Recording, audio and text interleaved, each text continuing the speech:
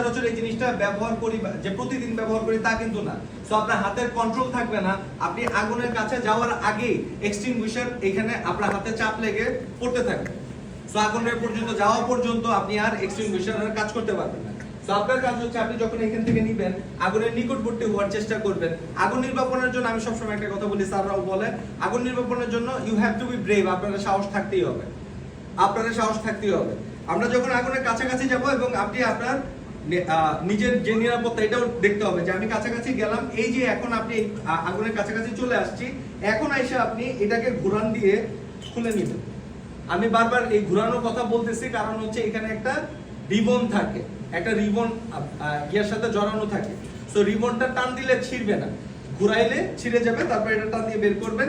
দেন হলো আপনি এই যে আমার হাই প্রেসার হোস্ট আছে, হোস্টটাকে বেসমেন্ট, আগুনের যে বেসমেন্ট আছে বেসমেন্ট বরাবর তাক করবেন, আপনার পজিশন ঠিক করবেন, আপনি যে দাঁড়াইছেন সেই দাঁড়ানোর জায়গাটা কি ঠিক আছে কিনা আপনার পজিশন ঠিক করার পরে দেন হলো আপনি এই উপরের অপারেটিং লিভারটাকে চাপ দিবেন, চাপ দেওয়ার পরে ডানে বামে ক্রস করতে হবে। যে জিনিসটা আমরা একটু পরে ফিল্ডে করব, আপনাদের দিয়ে করাবো যাতে আপনারা এটা হাতে করতে পারেন।